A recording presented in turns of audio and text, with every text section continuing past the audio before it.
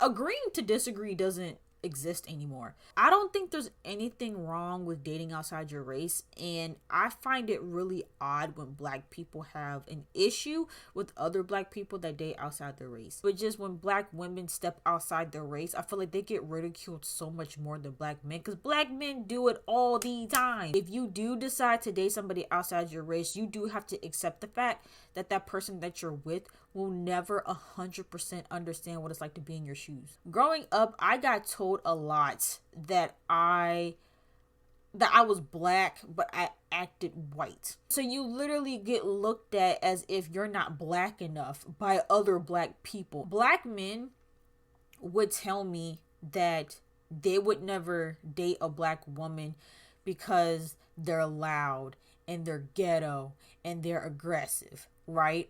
That's not even me. I'm very soft-spoken. I'm very quiet. I'm non-confrontational. You know, like I don't even feed into that stereotype. But it's crazy that black men will look at me, and just because I'm black, they automatically assume, oh, she's going to be difficult. She's going to argue with me every day. She's going to be mad aggressive with me. And I'm literally none of those things.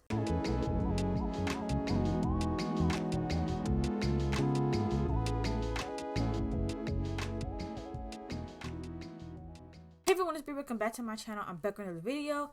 We're going to be reacting to a Jubilee video. I actually love this channel so much. I think they do amazing content on this channel. They have a lot of variety in the types of videos that they make, and they cover a lot of interesting topics.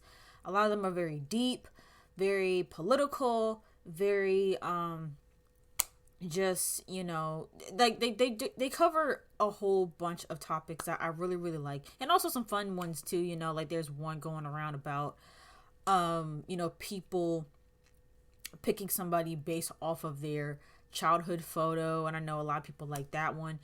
But yeah, I love Jubilee. And so I wanted to bring back the Jubilee reactions on this channel. And so if it does well, and if you guys really like it, I will continue to react to Jubilee videos, but you have to let me know in the comments. But this video is Black People Anonymously Answer 7 Burning Questions. Now this is going to be very interesting. This one really intrigued me. It says they're only answering 7 questions, but I guess they really go into detail about it. But I am really curious to see, because I'm not gonna lie, like just speaking as a black person, I feel like a lot of black people people like to assume that we all think the same.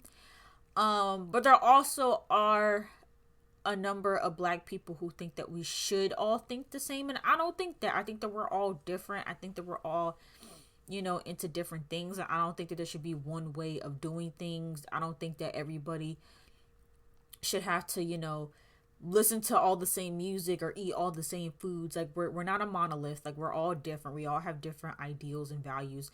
And so I'm curious to see. I mean, obviously we know they're all black, but we don't know who they are because they're gonna have their faces covered. And so I wonder how truthful they're gonna be about their answers, and how it would differ if they were with other people. Because you know how sometimes you'll change your answer based off of the other people in the room because you don't want to be looked at in a certain way, but you know what you're really thinking you don't want to say out loud. I'm really curious to see you know, where these questions go. But yeah, let's hop right into the video. All right, it says Mask Off is a social experiment exploring authenticity and anonymity. Right? Anonymity? Anonymous. Anyway, the views expressed in this video are the opinions and experiences of the cast members whose names have been changed for their privacy. So they changed their names too. Okay. Oh, yep. In an age of call-outs, culture wars, and perfect facades, people can be afraid to express how they really feel. That's another thing too. It's like, I feel like people nowadays, they're scared to share their actual opinions because they fear that, you know, because we live in a world today, agreeing to disagree doesn't exist anymore. People feel like if you disagree with somebody that you have to attack them. You have to make them think the way that you think. You can never just be like, okay, you think how you think and I think how I think, and leave it at that. People feel like they have to go in the comments and they have to debate you down to get you to feel how they feel about something. And so it makes people weary about, sharing their opinions, because they're like, okay, well, I don't want to get attacked in the event that people don't agree with me. So we brought together 7 strangers, protected their identities, and asked them all 7 burning audience questions. What will be revealed when we take the mask off? Oh, they are taking their mask off. If your answer is yes, you'll turn your light on. Okay, I like this. The police. Oh.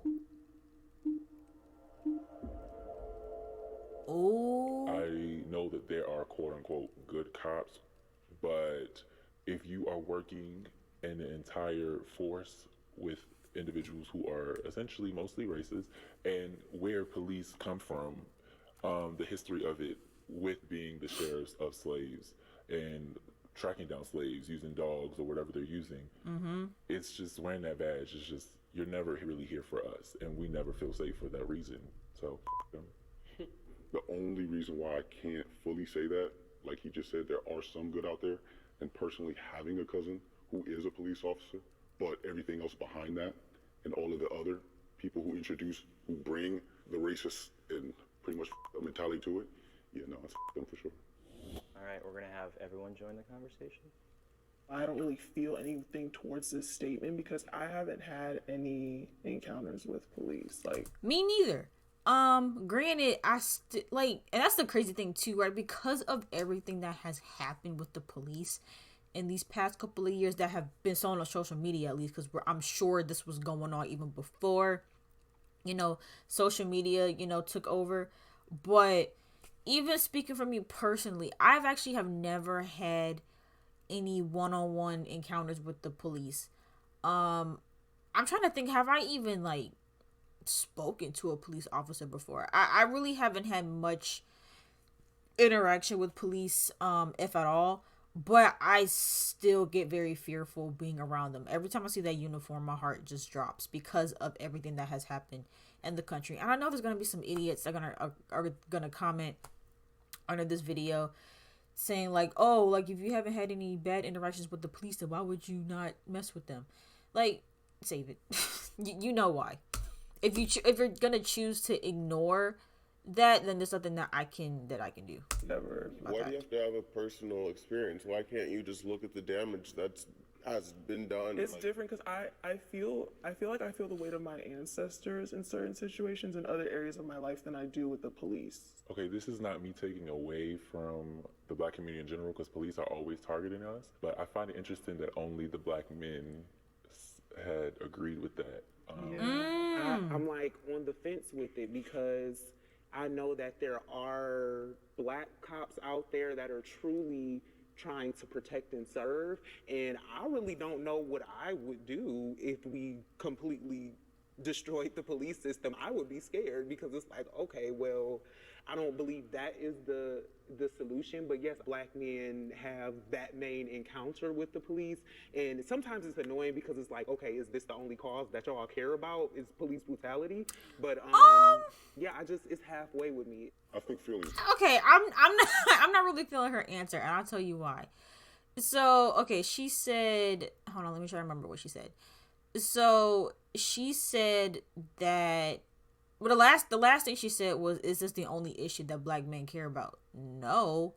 Because I don't think you should speak for everybody. I don't think in terms of all black men, I don't think they all only think about this issue.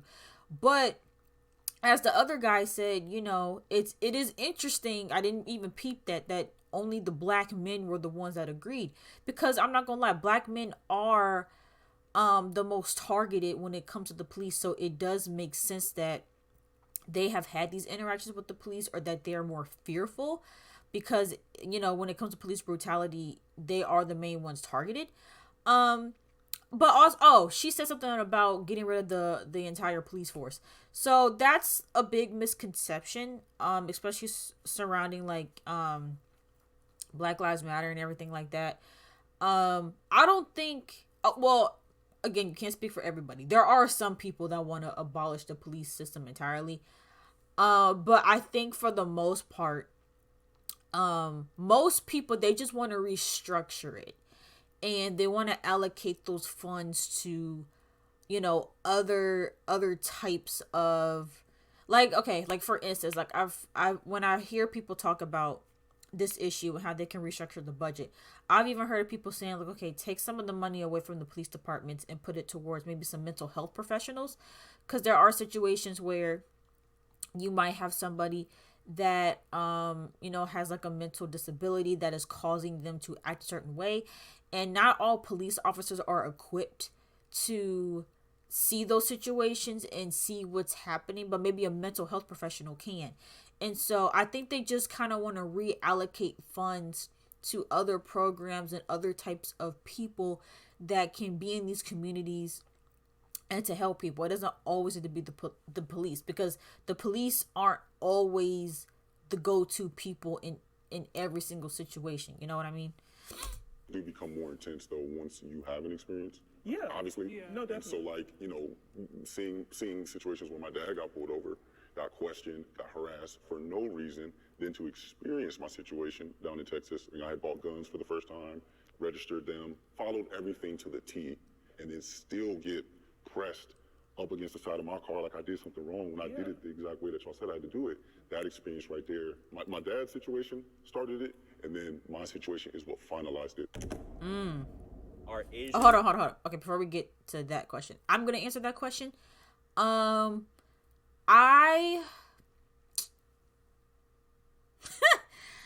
So, okay, because they did really go deep with it, because that was a very blanket question. That was a very broad question. I would say that I do think the police is needed in specific situations. I don't think abolishing the police is beneficial, because if someone's trying to kill you or if someone's robbing a bank, or you know what I'm saying, like, who's gonna be there to stop some of those crimes? You know what I mean? Like, you do kind of need police for that. And so I don't agree with abolishing the police altogether. I do think there needs to be some restructuring of things when it comes to that. I also don't think that all cops are bad, even though every single cop I see, I assume that they're bad until otherwise is proven. But I actually just watched a video, which, oh my gosh, I had reacted to this really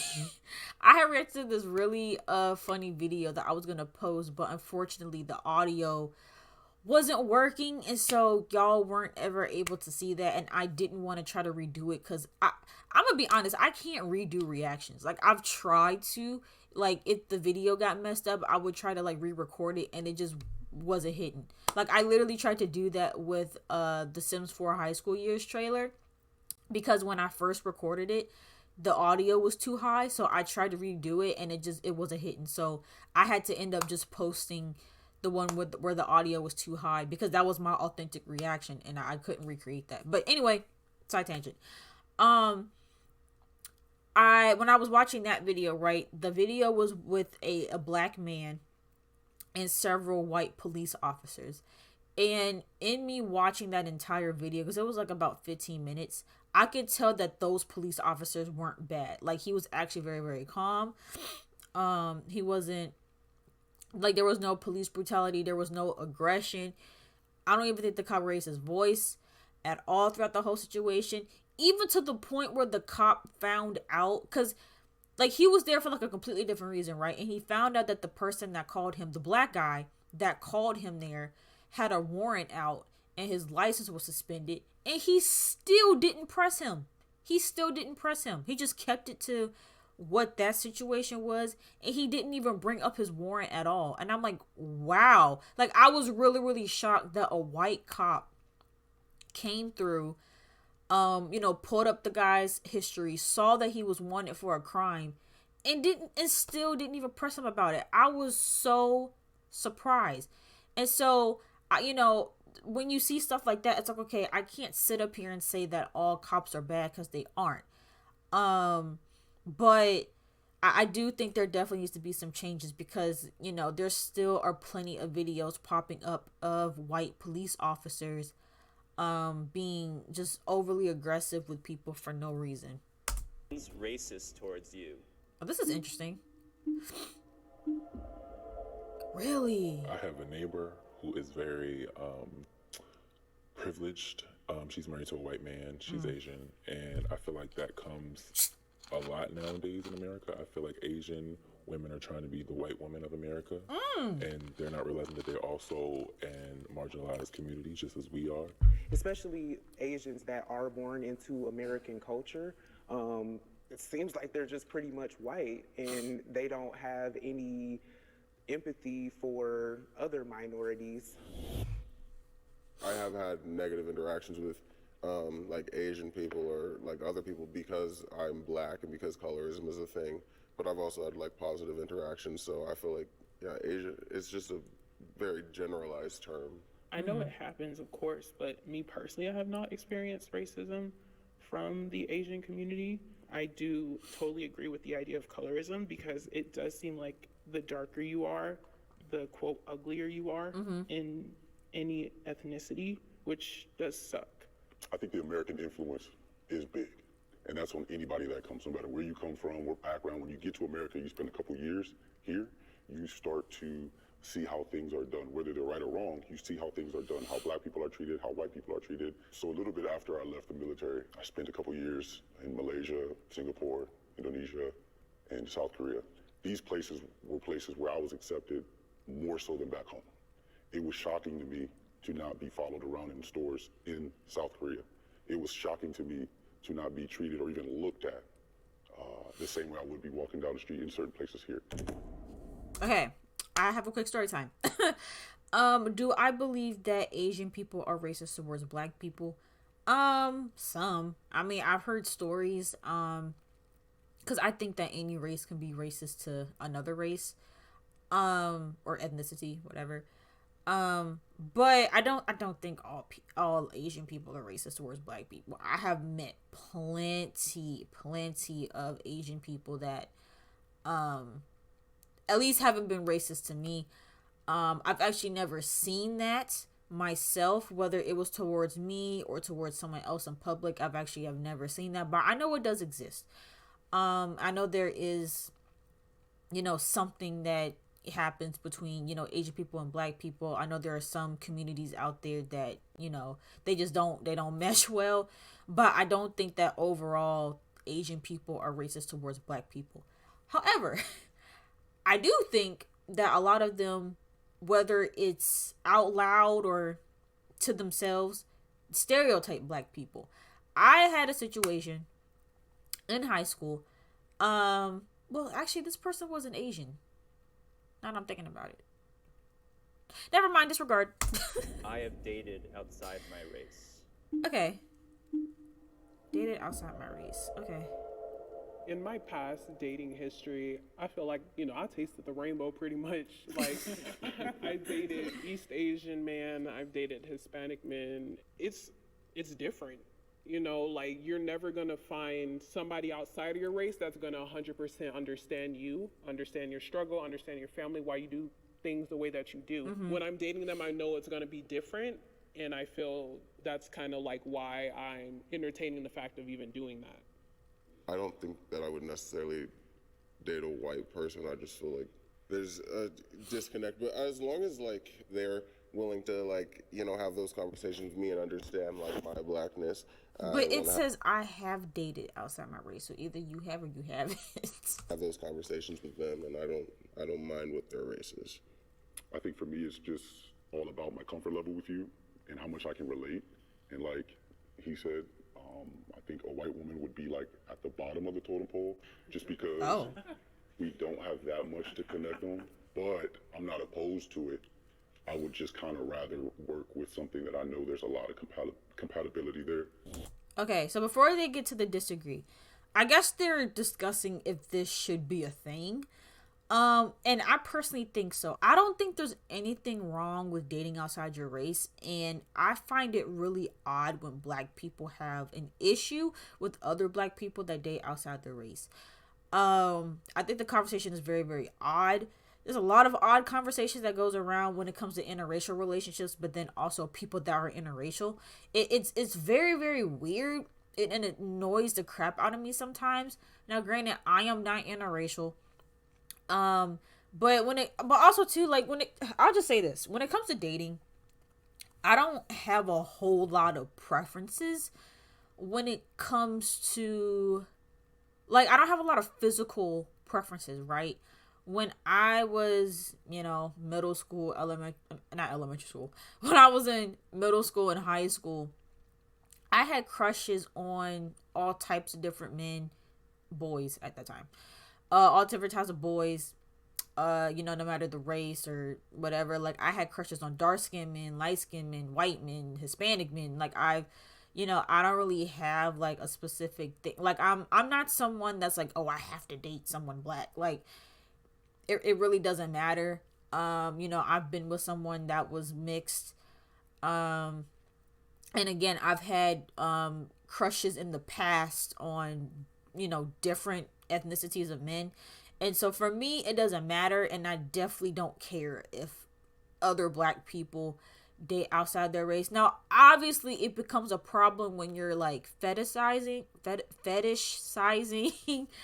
a particular race, or when you're trying to put down your own race to date outside your race. I think that's an issue, and I've seen that firsthand. I know somebody personally that literally, and it's funny too because she's not she it's funny because she's with a black man now, but when I first met her, she did not want to date somebody black. Like, she literally was like, because I remember one time she got into a relationship with someone white, and I kid you not, she literally said, oh great, if me and him get married, I can guarantee that we're gonna have cute babies because they're gonna be mixed.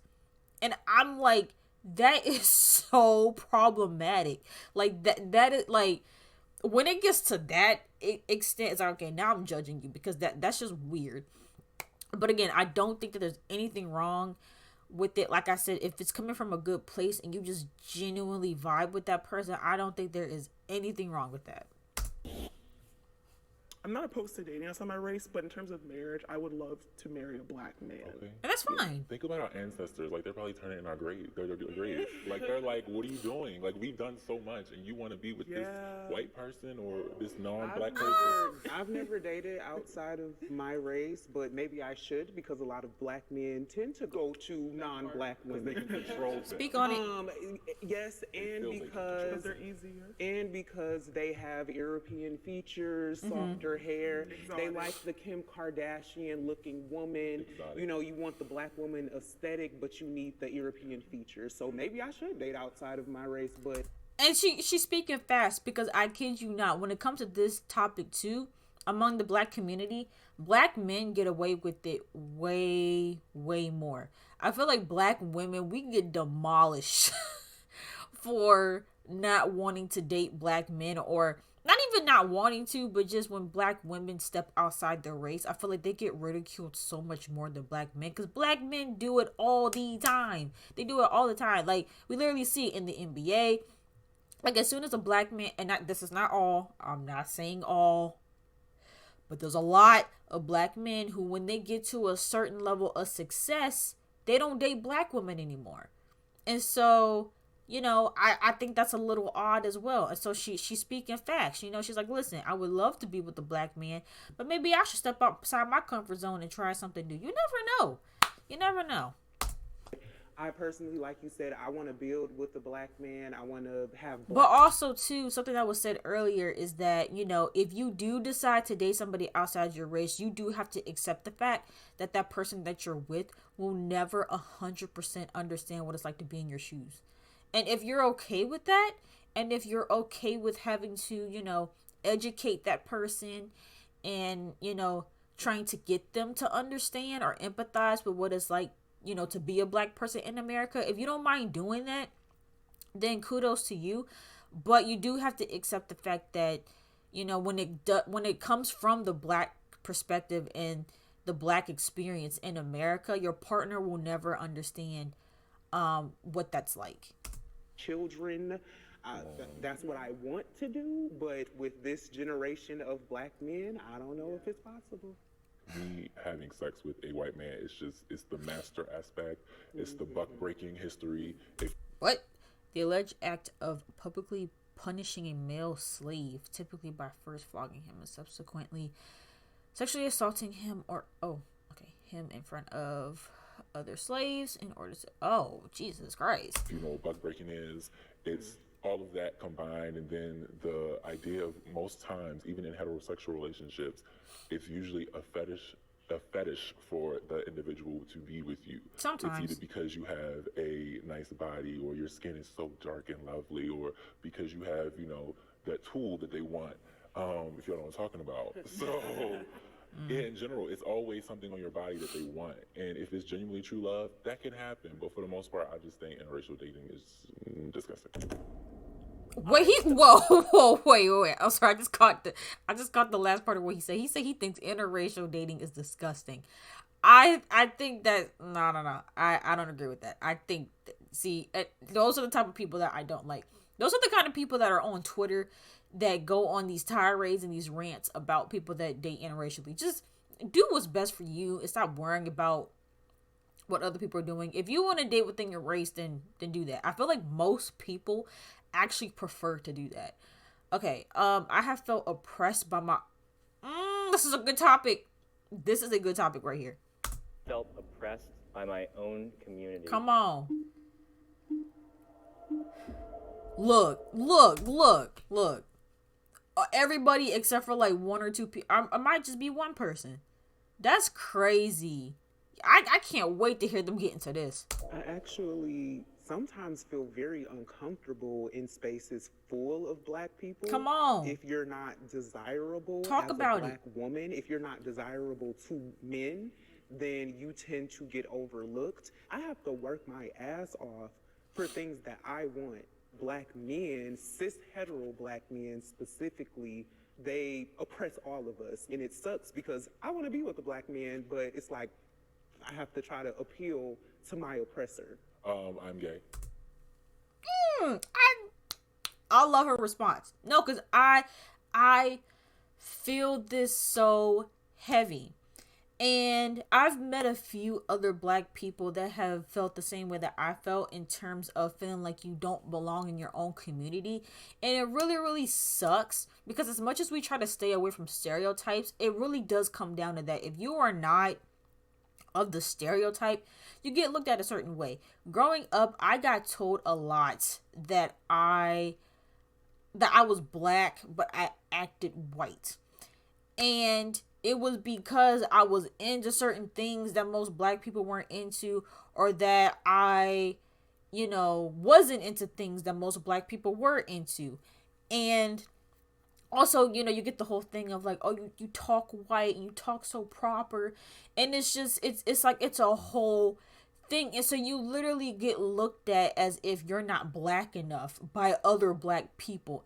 And it's like, then you go through a whole like identity crisis because it's like, dang, like, like we're all black at the end of the day, but it's like because I'm not black enough or because I don't act black enough, y'all aren't, accepting me as that, and y'all look at me differently. And it's crazy too what she said about being oppressed by black men. I've also have had that experience where I was not appealing to black men, and even speaking to some black men in the past, just getting that whole thing of like, oh, black women are this and black women are that. And so it's like, I also felt defeated in that sense too, because like, dang, black men don't even want to be with me just because I'm black. And they all, even though, and that's the thing too, right? Black men would tell me that they would never date a black woman because they're loud and they're ghetto and they're aggressive, right? But, and I'm not saying, I'm more so talking about the aggressiveness and all that. That's not me at all. Like, I'm actually the opposite. And I'm not knocking any black women that, I don't want to call black women aggressive. Black women who have stronger voices, right? That's not even me. I'm very soft-spoken. I'm very quiet. I'm non-confrontational. You know, like I don't even feed into that stereotype. But it's crazy that black men will look at me, and just because I'm black, they automatically assume, oh, she's going to be difficult. She's going to argue with me every day. She's going to be mad aggressive with me. And I'm literally none of those things. I am so, when I tell you, like, again, when it comes to me and how I am in a relationship, I want to be your peace. I want to be your peace. I want to be someone that brings you joy. I am someone that, even when it comes to arguing, I don't believe in yelling during arguments. I believe in having very calm and respectful arguments. But men will automatically assume that I don't have the capabilities of being that way because I'm black, and so they just overlook me altogether, and it's just so crazy. But okay, William says that he is gay. And I'm also black. Yes. So within the black community, I feel like, again, when we go out to these protests, when we go out to these clubs or parties, and I'm in heterosexual spaces, I feel like, oh, yeah, he's black, but like he's gay, so we can't really mess with him. Like he can't really be in our space. And it's like, how is this your space that you claimed over a sexuality and a sexual preference, essentially, rather than us being the same race? Yeah, of course. Like you were saying, like if you're in the LGBTQ community, it's intersectionality. So, people are more cool with me if I'm passing and they see me as like a cis black guy versus if they know I'm trans. In terms of my experience, I feel like maybe black people were gatekeeping opportunities or like trying to be super stingy or trying to be the token black person and not really, they kind of like bully other black people to making them be like, you don't deserve to be in my space. Like, this is my zone. This is the area that I'm working in. And it's kind of like they're trying to keep other black people from being successful. Like, I feel like I've seen that a lot. And I feel like that's happened to me before too. Okay. When I was living in Mississippi, I was around predominantly black people. I didn't feel any different.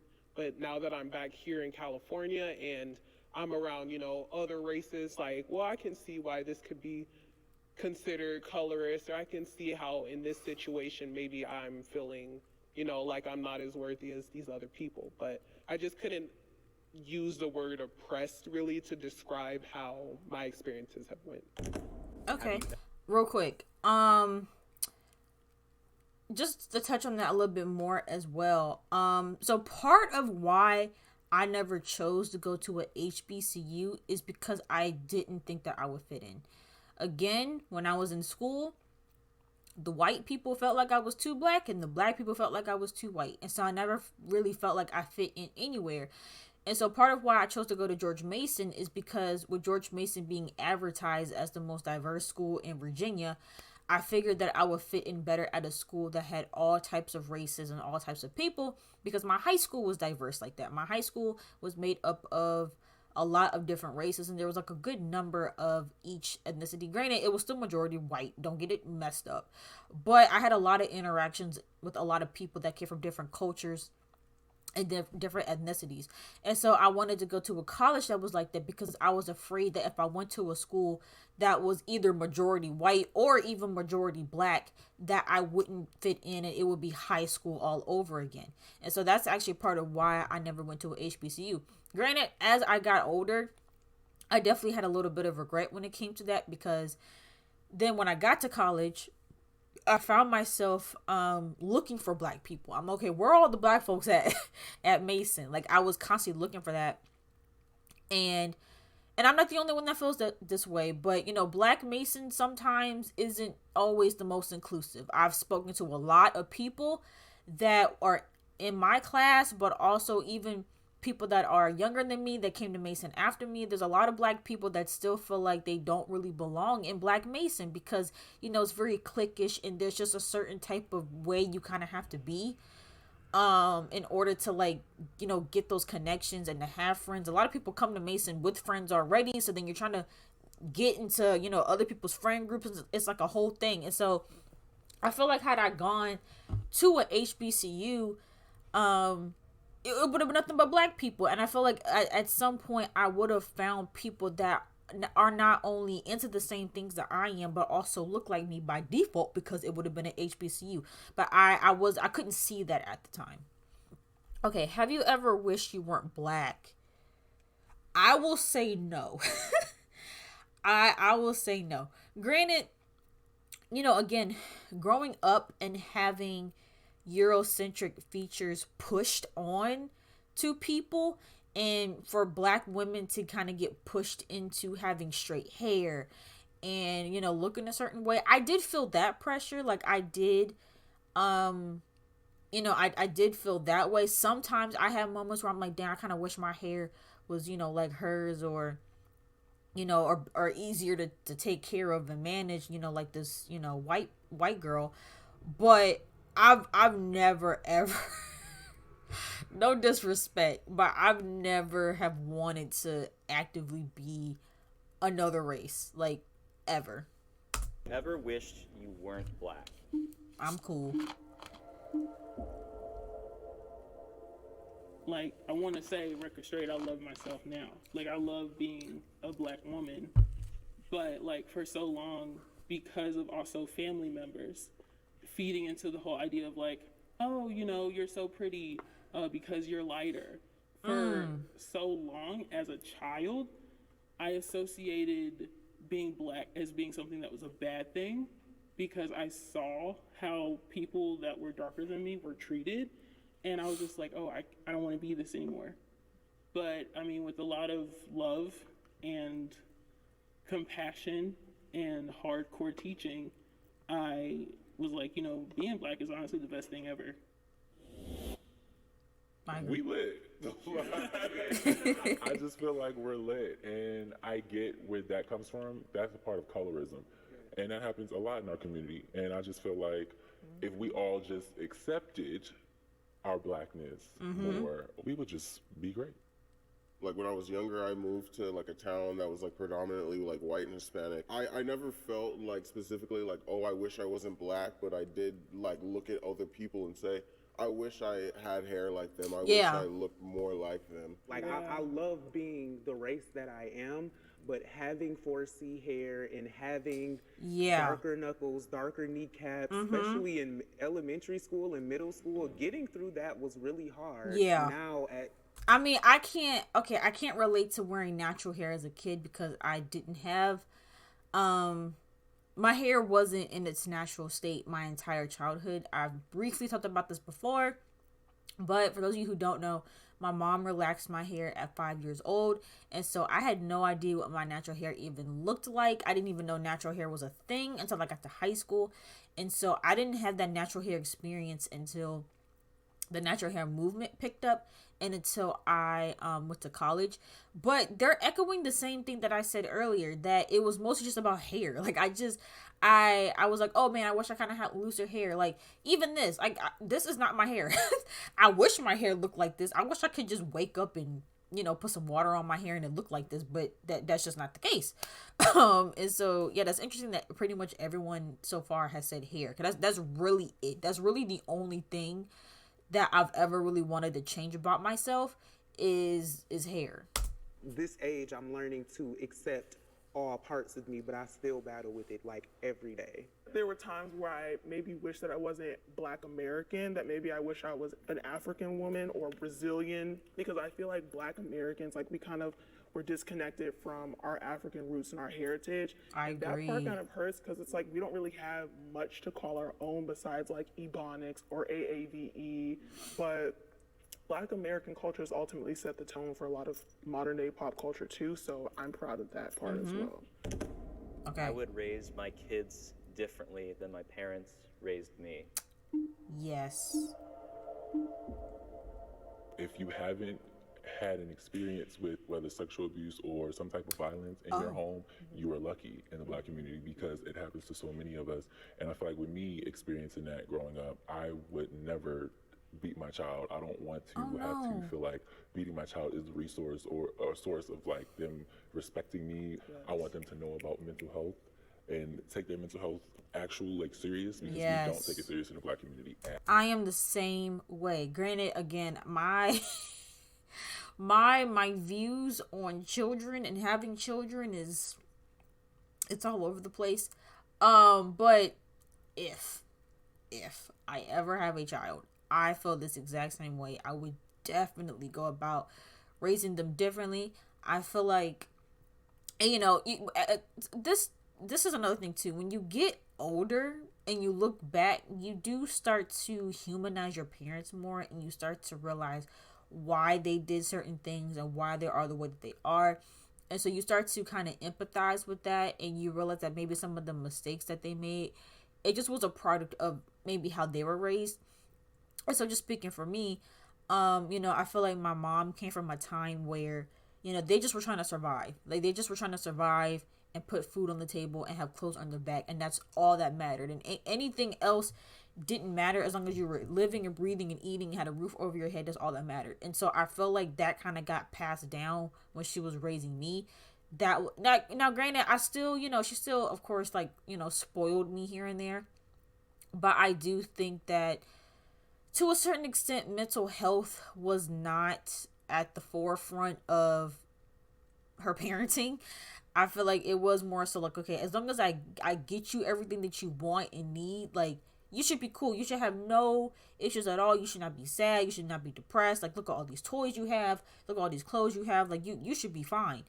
But unfortunately, that wasn't the case. There were still other things that happened in my life that's contributed to my mental health. And I feel like whenever I tried to have those moments with her, it was always this, like, tough love approach of, like, why are you letting things bother you? And why are you? And it's like, so I do want to be, if I'm going to be a parent, I want to be an empathetic parent. I want to make sure that I'm checking in. I'm making sure that they feel heard and feel validated, and that they know that their emotions, matter.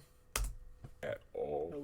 I love that you mentioned that specifically about mental health, because it's something you can't talk about in our community sometimes. It's like, well, what's wrong with you? Like, are you crazy? I'm gonna whoop your tail. Like, you shouldn't be acting this way. I give you everything. You have no reason to be depressed. Yeah, see, I don't wanna... that's literally what I went through. It was like, I've given you everything that I never had. You should be happy 24/7. You should not be having any issues, and that's just not the case. Reciprocate that onto my children, and I don't want them to feel like, if they're feeling depressed, if they're feeling overwhelmed, I don't want them to think they can't come to me and talk about it. My parents, they didn't have that opportunity to communicate with their parents because they were raised in a completely different generation. Yeah. So now, like, I see my mom was, raising me this way because that's what she's used to, but I'm going to cut it off with my line. Mm-hmm. Well, our kids are probably going to be like, yeah, I ain't doing that. When I have my kids, like, each generation gets wiser and they learn something else or have resources to something else. So I just want to always highlight the good things that my parents did. I've already acknowledged them and addressed the bad things with them, but now I can forgive and let it go and just highlight what they did do right and kind of mix that with my own. Okay. I can't be honest about who I am. I have felt like this before. I don't really feel like this now, though. Being black, like if I'm in a white space, I'm like constantly like, how am I coming off? Yeah. But a lot of times for me, it's like, in terms of being trans, also like, how am I walking? How am I talking? How am I being received? Do these people, are they speaking at me or looking at me like they're comfortable with me? And it's just pretty tiring sometimes when I'm around other people and I'm constantly checking myself. Mm-hmm. Since we're in the age of like cancel culture, it's just really easy. I feel like if even if you want to be honest, it's like sometimes you can because you have like a fear of getting canceled or fear of people like lashing out on you. And I feel like in certain senses like that, I can't be completely honest in terms of like my views on certain things just because of like how people are going to react. Yeah, for me, it's not so much a race thing, but because now I'm thinking about it, I'm like, okay, for me, right, I slowly but surely become more comfortable with who I am and showing that in front of people, but for a long time I wasn't. Because honestly, like, again, growing up, whenever I tried to be myself, I would turn a lot of people away. A lot of people were annoyed with how I was. They didn't like how I was. They just wanted me to shut up and be quiet. And that's what I did for a really long time. And so whenever I get around people that I don't know, I'm often very quiet and very reserved. However, who I am at my core, I'm a very talkative, I'm very opinionated, and I can actually be very blunt. but I don't really show that side a lot to people because I don't want to turn people off, because a lot of people in the past, they just don't like that. And I've been able to kind of express myself more on camera, because I've even had people too say like, you know, they're shocked at how I am on YouTube, because the way that I am on YouTube, I'm not like that in real life. And I think it's because it's easier for me to hop on a camera where no one is around to, you know, express my thoughts. But I usually just don't do that, even though I am getting more comfortable now with being like that around people. It does take me quite a long time to really warm up to people and show that side of me, because, you know, like you said, like I don't want to get, you know, judged, or people get turned off by it and they're like, you know, yeah, no. It takes a lot for a person to be themselves and fully own their identity, no matter who you are or what you are. So living in that, I've learned to own that, and I'm always blunt. I'm always me. What you see is what you get. If you got a problem, you can leave. So yeah. It's exhausting to try to defend yourself all the time about who you are, but at the end of the day, I sleep better at night knowing that I'm just me. This was a really good video. I hope I didn't record for too long. I can't see the recording right now. I've probably been talking for an hour. My apologies. But this was a really, really good video. I definitely want to react to more of these in the future. But yeah, I think I said everything I needed to say. Like I said, I think they picked some really good topics that, you know, a lot of Black people have had to maybe question themselves on, you know. And so it was interesting to hear all those perspectives, regardless of whether or not everyone agreed. But yeah, this was a really cool video. If you guys want to see more Jubilee videos or any other type of videos that you guys want me to react to, make sure you guys leave a comment down below letting me know what video you want me to react to, or if you just want more Jubilee in general and you just want me to pick one, let me know in the comments down below. If you guys enjoyed this video, make sure you guys give it a big thumbs up, and don't forget to subscribe to my channel, and I will see you guys in the next video.